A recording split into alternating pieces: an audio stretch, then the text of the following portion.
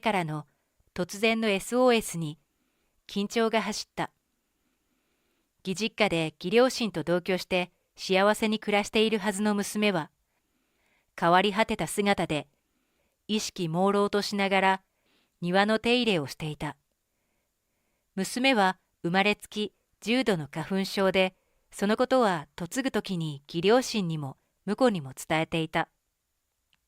それなのに、どうして？無事に娘を保護してから私は婿に連絡をした。婿はしれっと家族全員で町内会に出ていると嘘をついた。ご近所付き合いは大切ですよね。実は私も近くまで来ているので、嫁の母として挨拶回りをしようかと思って。すると突然、婿の態度が変わった。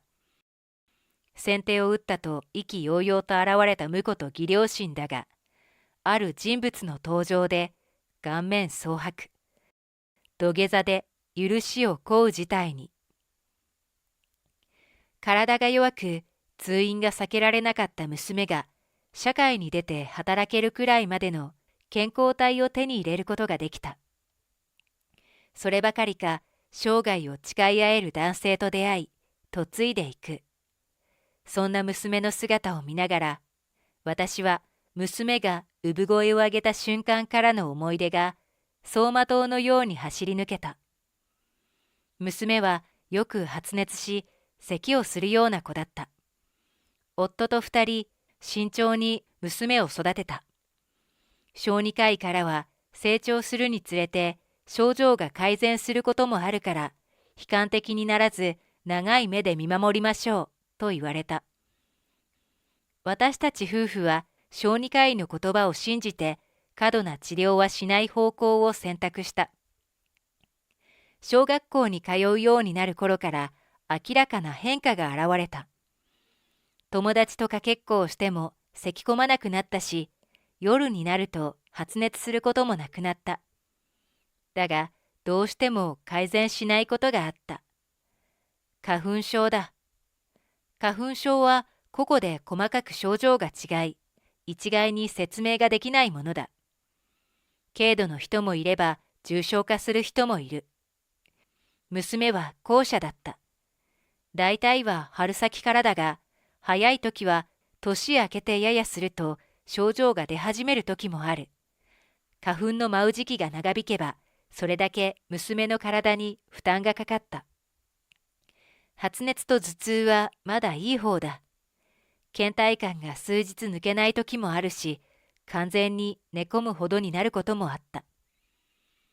娘が大学生になった頃、娘と相性のいい花粉症の薬と出会うことができた。就職は地元に本社のある会社に採用になったが、研修が終わると地方の支店に配属されることが決まったときは、私たち夫婦は心配で、私だけでも娘と一緒に移動しようかと真剣に考えたほどだ。だが、娘はいい加減自立したいからと私の提案を拒み、単身で引っ越した。花粉症の薬は手放せないが、気候が娘の体に合っていたようで、元気にやっていると知り、安堵したものだ。大事に大事に育てた一人娘が、会ってほしい人がいると連れてきたのが、娘の夫となる正幸さんだった。正幸さんはとても穏やかな人で、娘の体のことをとても気遣ってくれる素敵な人だった。夫は正幸さんに会うまで、結婚なんてまだ早いと言っていたが、実際に会話をして考えが変わったようだ。二人笑い声を響かせながら話している。私は娘に、いい人と出会えてよかったわね。結婚式はどうするの？と聞いた。結婚式はしないの。だってなんか見せ物みたいで恥ずかしいでしょ。私は耳を疑った。女の子なら誰しも結婚式で白いウェディングドレスや白むくを着たいのではないの？お金のことならお父さんと相談して援助するわよ。私は真っ先に若い二人だから貯金がないのだと思い込んだ。娘は笑顔で考えておくといい。この話はここで一旦終わった。その後、正行さんの実家のある県で両家の顔合わせを行うことが決まった。正行さんの実家は私の実家のある県にあるらしかったので、正行さんのご両親とも初めてとは思えないほど会話が弾んだ。地元あるあるの話などで大盛り上がりをした。とても素敵な義両親でよかったわね。ええ、ずっと娘が欲しかったから嫁に来てくれて嬉しいって言ってくれたの。こんな会話の流れで、やはり二人は結婚式はしないことを決めたという話が出た。娘たちの決心も固いようだったので、私と夫はこれ以上口出しするものではないと判断し、結婚式の資金援助の話はしなかった。さらに娘から入籍後、正行さんの実家でご両親と同居するという話を聞かされた。不安がなかったといえば嘘になる。だが本当に正行さんのご両親は良い人柄の人たちだと思えたので、私たち夫婦は娘がそう決めたのならと不安を言葉にすることはなかった。こうして娘は両家顔合わせの数日後、入籍してそのまま義実家での同居が始まった。嫁ぐ前に一度くらい実家に戻ってくればと言おうとしたが、夫からいつでも会えるのだからわがままを言うものではないと止められた。だがこの判断を後々私たち夫婦は後悔することになる。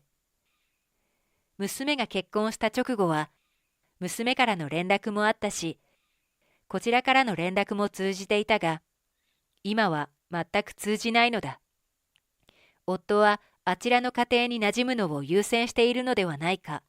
仕事で地方に行っていた時もしばらく連絡がなかっただろう、と私を幾度となく慰めてくれた。だが私の不安は消えずに、こちらからも何度か連絡をしたが、正行さんの母親が出て、外出中だと言われて終わりだった。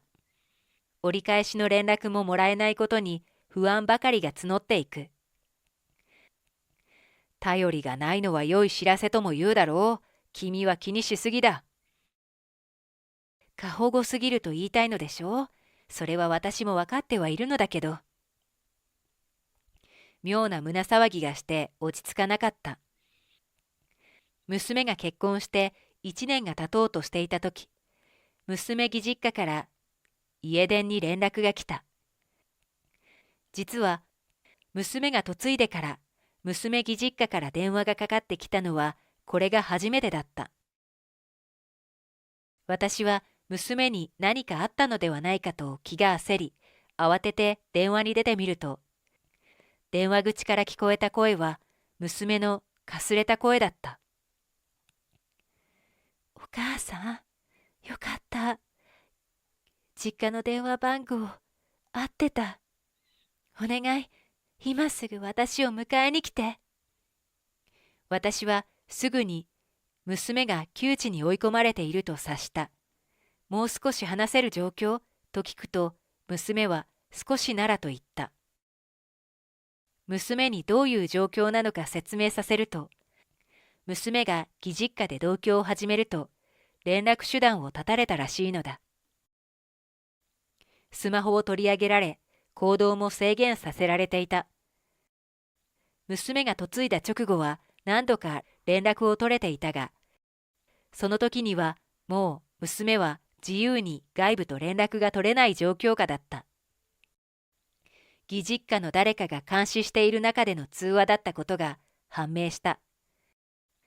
さらに、義実家のご近所の人たちは、全員義実家の味方で、義実家の言いなりなのだという。外に出ても周囲から監視されていると娘は言った。私は私以外の全員から常に監視されているの。家から出たら近所の目が一斉に私を監視して、その情報が瞬時に義両親の耳に入って、それできつい折檻の時間が私をさらに追い詰めていく。お願い、私をここから助け出して。娘が言うには、折檻部屋というのがあり、そこに閉じ込められて眠らせてもらえず、ずっと罵声を浴びせられたり、痛いことをさせられるのだという。私は即座に、わかった、今から行く、と娘に伝えた。向かう準備をしながらまだ仕事中の夫に連絡を入れると、仕事場から直接空港に向かうのでそこで落ち合うことになった。空港からレンタカーで娘がいる義実家へと向かった。まだ花粉が舞っている季節に、娘は具合悪そうに庭を歩いていた。お腹周りがふっくらとしている割には、頬がこけていることから、私は娘が妊娠をしているのではないかと悟った。夫は正幸さんが娘の事情を知らないはずがないのに、この仕打ちはひどすぎる、と怒りをあらわにした。私は娘に駆け寄り、妊娠していることを確認すると、さらに怒りが増した。ただでさえ初めての妊娠は不安なことが多い。それに娘は激しい花粉症持ちなのだ。こんなことが許されていいのだろうか。さらに雑草の手入れだけでなく、娘は脚立に乗って庭木の手入れまでしていたのだ。もしものことがあったらどうするの？こんなこと妊婦がすることじゃないのに。庭木の手入れをしないと折檻部屋で恐怖の時間が待ってるの。庭師に任せるべきだと言った私に、娘は、庭師へのお金は誰が出すのかで揉めるのは目に見えているから、そんなことは言えないと言った。とにかく、それらはあなたがすることではないから、今すぐやめなさい。体に悪いから。でも、今からここを出るぞ。ダメ、この家の外に出たことが近所に知れたら、どんな折檻が待っているか。離れるのは怖い。でも、ここに居続けるのもつらいと嘆く娘を、どうにか説得して乗ってきたレンタカーまで連れ出した。頭から羽織物をかぶり、体を丸めた娘を誘導する過程では、些細な物音にまで驚き、体を震わせる娘だった。やっとの思いで宿泊予定のホテルにたどり着き、部屋の中に入ると、娘は安心したように大きな息を吐いた。娘が落ち着くのを待ってから、私たちは娘の口から結婚して同居を始めてから今日までのことを話してもらった。あらかた事情を知った上で、私たちは何も事情を知らないふりをして娘の夫、正幸さんに連絡をした。お久しぶり。そちらのご両親は息災かしら。最近全く連絡が取れなくて心配で。そうなんですね。気にかけてくれてありがとうございます。両親は町内会に出席中で今はいないんですよ。他の日はどうだったかな。いろいろ毎日忙しくしていたので。娘の義両親は町内会に出席ではなく、現在絶賛旅行中であることをすでに娘から聞いて知っていた。しかもその旅行には正幸さんも同行している。明らかに正幸さんは嘘をついている。娘は町内会の婦人会に出席しているので、今は一緒にいないとイケシャーシャーと嘘をつき続けた。そういえば彼女妊娠したんですよ。初期の頃からずっと塞ぎ込んでいて、あなた方と連絡を取りたくないと言っていまして。それも嘘だ。娘は取りたがっていたが、外部と連絡を取れないようにスマホを取り上げているではないか。そうなんですね。そうとは知らずに、実はこれからそちらに挨拶に伺おうと思っていまして。え、今からですか？別件で実はもうそちらのお宅の近くにいるんです。正幸さんが何か言おうとしたが、それにかぶせるように私は喋り続けた。実は私の実家が隣の市でして、親族の大半はそちらにいるんですが、分家などがこの近くに分散して住んでいるので、挨拶回りに来たんです。大地主の家系で、数年に一度定期的に挨拶回りをしているのだと説明をした。正幸さんとその親族とは、両家の顔合わせ以降、実は全く顔を合わせていなかった。結婚式をしていないので、顔合わせといっても、お互いの両親が挨拶する程度で終わっていた。だから娘側の親族の紹介などすることもなかったので、正幸さんは娘の家系がどういうものなのかを全く知らないのだ。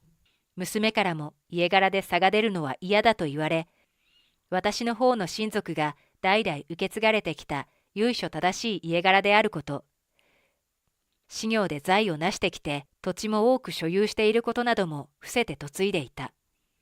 娘が正常な判断ができる状態であれば、同居している義実家から徒歩数分の場所に分家の家族が住んでいる。駆け込んで助けを求めることも可能なはずだった。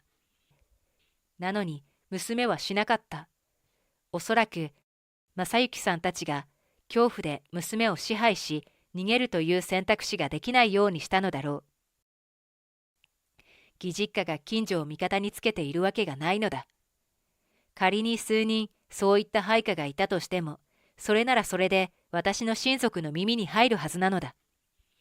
私の一方的な話を聞くしかなかった正幸さんは、聞き終わると危機感を覚えたのか、今すぐ家に帰ると言った。後ろめたいことがあるという自覚はあるようだ。私がご近所に義実家の評判を聞き回る前に、どうにかしようと考えての判断かもしれない。私はそんなに急いで帰宅しなくても、と謙虚に応対をした。私たちはしばらくホテルに滞在していると伝え、滞在先のホテル名も伝えた。次、正幸さんたちがどんな行動に出るのか、あれこれ策を練りながら待つつもりだ。翌日、正幸さんはご両親を連れて私たちが宿泊しているホテルにやってきた。思っていたより早い行動で驚いたが、それだけ彼らがやばいことをしていたと自覚したのだろうと私は前向きに捉えた。彼らはすでに今までのことが娘の口から私たちの耳に入っているのだろうと推測しているようだった。正幸さんらは私たちや娘に対し深く頭を下げて謝罪の言葉を口にした。話を大きく持ってしまいすみません。そのせいで妻が過剰に反応して被害妄想がひどくなってしまった。話を大きく持ったことは認めるが、娘を恐怖で洗脳したことは認めない方向のようだ。あくまでも娘が勝手に被害意識を持ってしまったということか。謝罪の意思があるのではなく、何とかして言い逃れて私たちを早く引き取らせようという考えなのだと感じた。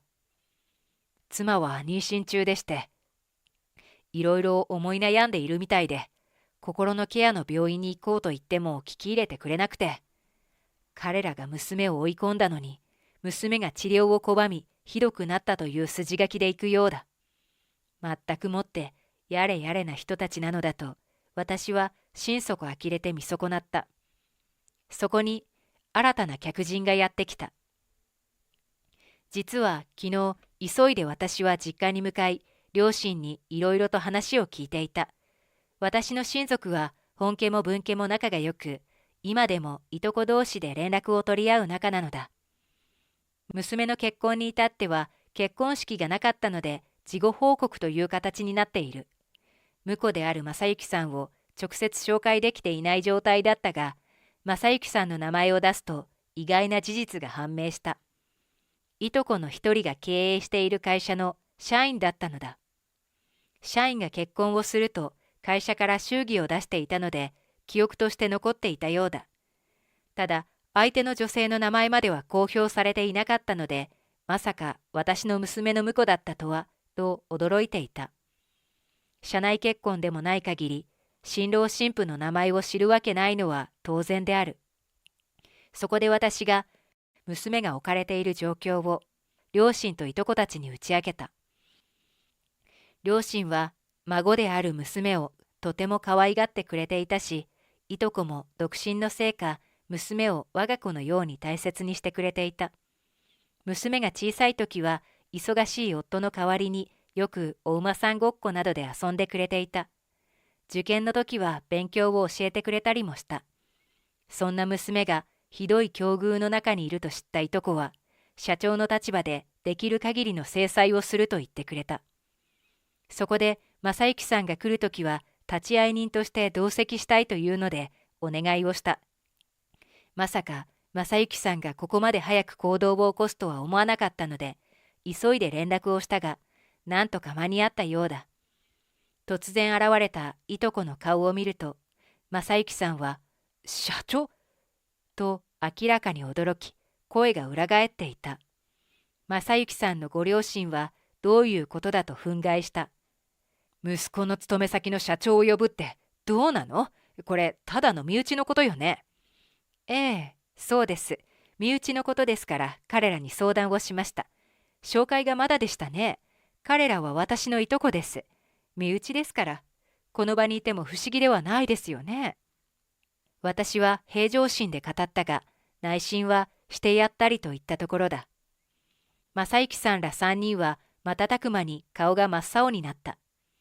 正幸さんに至っては、そこだけものすごい重力がかかっているのかと思うくらい、素早く土下座をして、額を床にこすりつけ始めた。社長の親族が自分の嫁だとは今まで知らなかったんです。それ、知っていれば扱いが変わっていたって聞こえるけど。余計なことを言ったと思ったのか、正幸さんは額に変な汗をかき始めた。正幸さんではダメだと思ったようで、義両親も揃って土下座をして、今までの娘への無礼を謝り、どんなことでもするので許してほしいと訴えてきた。しかし、夫は彼らの謝罪に一切耳を貸さずに、強引に部屋の外へと引っ張り出した。お前らにかけてやる言葉など持ち合わせていない。とっとと消えろ。引き下がらず食らいついてくる彼ら3人を見た私は、引き下がらないと通報しますと伝えた。通報という言葉に過剰反応した彼らは、すごすごとその場を去った。警察に知られたらやばいことをしていたのだと感じた。娘と実家に戻ったが、娘はしばらく生気が抜けたような日々を過ごした。カウンセリングを受け、体にできた怪我が完治し始めると、次第に生きる意欲を見せ始めた。食事を3食残さず食べきれるようになると、少しずつ近くの公園まで散歩に出るようになった。太陽の日差しを浴びて体力も出てくると、娘はこれからのことをしっかりと考えるようになった。娘が出した結論は離婚と慰謝料だった。いとこの紹介で離婚案件に特化した弁護士事務所を紹介してもらえた。そこでは証拠が必要だと言われる。今時だとスマホで証拠写真や録音をしている人が多いと例えを出される。しかしスマホを取り上げられていた娘には証明できるものがなかった。正幸さんらがスマホを取り上げたのは証拠隠滅も視野に入れてのことだと感じた。私と夫は何とか証拠以外で離婚を有利に進められないかと弁護士と話し始めると、娘が証拠ならあると言った。義実家に持って行った私物の中に大学の時に使っていたノートが入っていたらしい。ほとんど使われていなかったそのノートに一日の出来事を細かく記していたのだ。また病院で見てもらった怪我やあざの見解なども証拠となり、正幸さんだけでなく義実家で娘に折檻をしたと思われる人物全員に慰謝料の請求が可能となった。この段階に来ると正幸さんも危機感が強くなったようで、娘に離婚を考え直すようにと連絡が来るようになった。それに対し断っている姿を見た私は、娘が確実に回復していることに安堵した。いとこが太鼓判を押した敏腕弁護士のおかげで、正幸さんは娘との離婚と慰謝料に応じて判を押した。これはあくまでも仮定だが、正行さんのしたことは刑罰に等しい行為だったのではないだろうか。塀の中に入るのは確定だが、離婚に応じれば今まで通りに暮らせるとでも交換条件を突きつけたのかもしれない。というのも、病院で見てもらった時に通報案件と言われていたのだ。だけど精神的に参っている娘をこれ以上晒し者にしたくなく、私は娘の決心がつくまで黙っていてほしいとお願いをした。病院側としては通報の義務があるとのことだったが、その件も弁護士さんにお願いを穏便に処理してもらった。しばらくしていとこから連絡が来た。市場を挟めば正行さんは即刻クビにしたいところだが、仕事の失敗ではないので左遷させるのが精一杯だったという内容だった。ただし左遷は極寒地域での単身左遷とのことだ。実は正行さん、生まれてから一度も一人で生活をしたことがないのだ。仕事の関係で実家から通えなかった時も、母親が毎週末通って身の回りの世話をしていたらしい。今回、身内の同行は認めないという異例の条件がついていた。だが、どっちみち地方の極寒地域にはさすがに彼の母もついていくのをためらったのではないかと思う。洗濯も服一枚すら畳んだことのない正行さんは、一人極寒地域の独身社宅に放り込まれた。近くにコンビニもファミレスもなく自炊するしかない。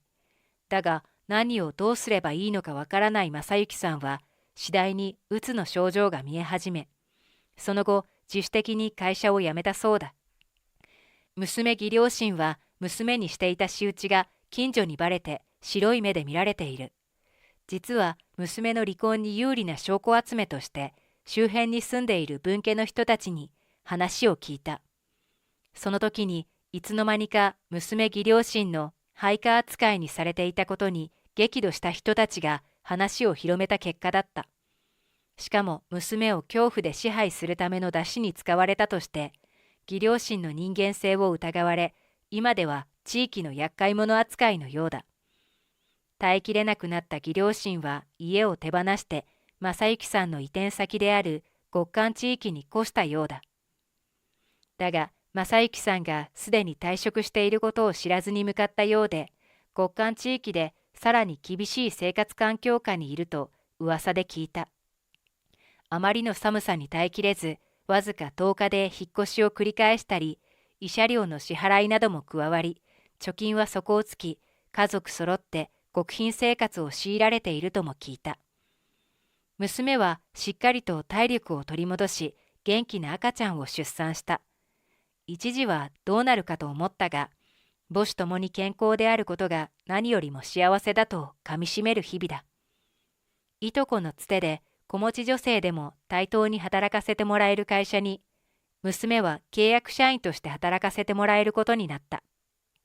仕事ぶりなどによっては契約の延長や正社員への切り替えも視野に入れての採用だった。娘はできる限りフルタイムで働きたいと意欲を見せている。その間、子供の世話は私が受け持つことにした。娘の元夫は人としていいところは何もないダメ男だったが、唯一褒められるとすれば、こんなにも可愛い孫と会わせてくれたことだ。はじめは憎い男の血を分けた孫なんてと思ったが、生まれてくる子に罪はない。この子は娘の子供には違いないのだ。遺伝がどうとか言われている時代だが、人の本質はどういう環境でどう育てられるかだと思う。環境とは裕福に越したことはないが、必ずしも裕福な家庭に育ったから立派な人間とは限らない。そういったことも含めて孫のことは大切にし、時には厳しく地に足をつけてしっかりと人生を歩いていける。そんな子になるよう娘と共に育てたい。